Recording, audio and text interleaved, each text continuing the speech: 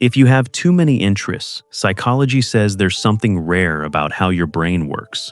Not unfocused, not uncommitted, not having a midlife crisis. Rare. Because most people eventually settle. One career, one routine, one identity. You haven't. You're taking photography classes while researching genealogy. You're learning to invest in real estate and volunteering at the Historical Society. You're reading philosophy, taking up watercolor, and planning to start a consulting business all at once. You start projects with complete intensity. Then 6 months later, you're onto something entirely different. And somewhere along the way, you were told this was a problem, that you can't commit, that you're scattered, that by now you should have found your thing, that people your age should be settled, not starting new projects. But psychology tells a very different story. Having too many interests isn't restlessness. It's a specific cognitive pattern linked to rare traits that only a small percentage of people have. I'm going to walk you through 5 of them, and by trait number 3, you'll understand exactly why your brain refuses to settle and why that's not a weakness at all. So let's begin. Trait 1, divergent thinking and high creativity. You don't think in straight lines. You think in networks. When most people learn something new, they file it away in a single category. It belongs to one domain, one area of life, one box. But when you learn something, your brain immediately starts making connections. You see how this idea relates to that concept from an entirely different field. You notice patterns between the gardening techniques you're learning and the management principles you used in your career. You find parallels between the history you're studying and the current political climate. You connect things that shouldn't connect, and somehow they do. This is divergent thinking, and research shows it's one of the strongest predictors of creative potential at any age. People with divergent thinking don't just have more ideas, they have more unusual ideas, more original ideas. Ideas that come from combining knowledge across completely different domains in ways most people would never think to combine them. And here's the thing, this is why you need multiple interests. Because your brain isn't just collecting information, it's building a vast network of cross-domain connections. Every new interest adds nodes to that network. And the more nodes you have, the more connections become possible. You're not distracted. You're building creative infrastructure. Think about what this looks like in practice. Someone in your book club asks for advice on a family problem. And while everyone else responds with conventional wisdom, you bring in perspectives from 3 completely different areas of your life. You apply a concept from the nonprofit board you serve on. You use a principle from the psychology course you took last year. And people think you're insightful, but you're not doing anything special. You're just accessing the network your brain has been building through all those too many interests. Now, this isn't just about being creative. There's something deeper going on in how your personality is wired. Trait 2, high openness to experience. You're not just curious. You're constitutionally driven toward novelty. Openness to experience is one of the big 5 personality traits in psychology. And people who score high on it share a specific characteristic. They're motivated by learning for its own sake. Not because it'll boost their resume at this point. Not because anyone expects it. But because the act of encountering something new is intrinsically rewarding. Research shows that people with high openness have more active dopamine responses to novel information. Your brain literally rewards you for learning new things. And that reward is powerful enough that you seek it constantly, even when everyone your age is supposedly winding down. This is why you can't stick with just one interest. Because once something becomes familiar, the novelty fades. The dopamine hit decreases, and your brain starts searching for the next new thing. Other people see this and call it restlessness. Your friends say, "Aren't you happy with what you've accomplished?" Your spouse might say, "Can't you just relax?" But it's not about being unhappy. It's your brain operating exactly as it's designed to operate. Think about what you actually do when you dive into a new interest. You don't dabble. You immerse. You buy the books. You take the classes, you join the groups, you go deep fast. And then, once you've absorbed the core principles, once you understand how it works, Once the novelty has been extracted, you move on. Not because you got bored in a shallow way, but because your brain has processed what it needed from that domain and is ready for the next source of novelty. This isn't fickleness. This is how high-openness brains learn, fast, across domains, driven by intrinsic motivation rather than external pressure. And here's what matters. People with high openness don't just learn more, they integrate more. They're better at synthesizing information from different sources. They're more adaptable, more innovative, more capable of navigating complexity. You've spent decades building cognitive flexibility, and now you're in a phase of life where that flexibility matters more than ever. Which brings us to something you need to understand about who you actually are. Trait 3. You're a multipotentialite. You don't have one calling. You've had multiple callings. And that's not a failure to commit. That's who you are. The term multipotentialite describes people who have many interests, creative pursuits, and professional directions. People who don't fit the one true passion narrative that your generation was especially told was the only legitimate path. You were supposed to pick a career at 22 and stick with it for 40 years. Get the gold watch, retire, be done. But that never felt right to you. Did it? Maybe you changed careers. Maybe you had 3 different professional lives. Maybe you built a successful career in one field while secretly nurturing interests in 5 others. Maybe you're retired now, and instead of slowing down, you're starting more projects than ever. And here's what research shows. Multipotentialites aren't broken. They're increasingly valuable because the world is becoming more complex. And complexity rewards people who can think across domains, not just within them. Think about the people from your generation who made the biggest impact. Steve Jobs wasn't just a tech person. He combined technology with design, with calligraphy he learned in college, with an understanding of human behavior. That combination didn't exist before him. The innovations that defined the last 30 years came from his ability to integrate multiple fields. Julia Child didn't start cooking professionally until she was almost 40. She combined her love of French culture, her lack of formal training, which made her relatable, and her understanding of American audiences. The people who built second and third acts in their 50s and beyond weren't specialists who went deeper into what they already knew. They were multipotentialites who combined everything they'd learned across decades.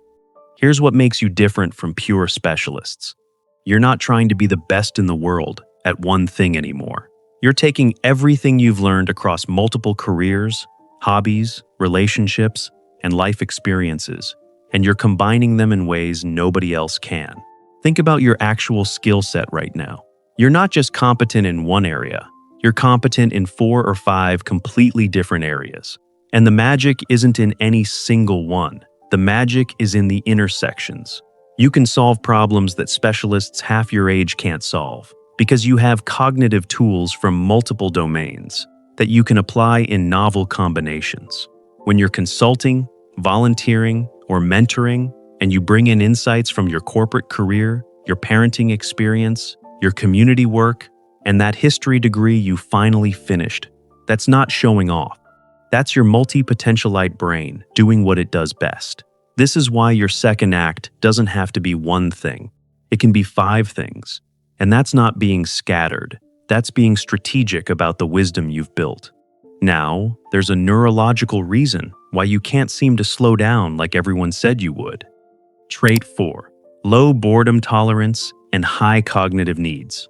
You're not restless because something's wrong with you. You're restless because your brain has high processing needs.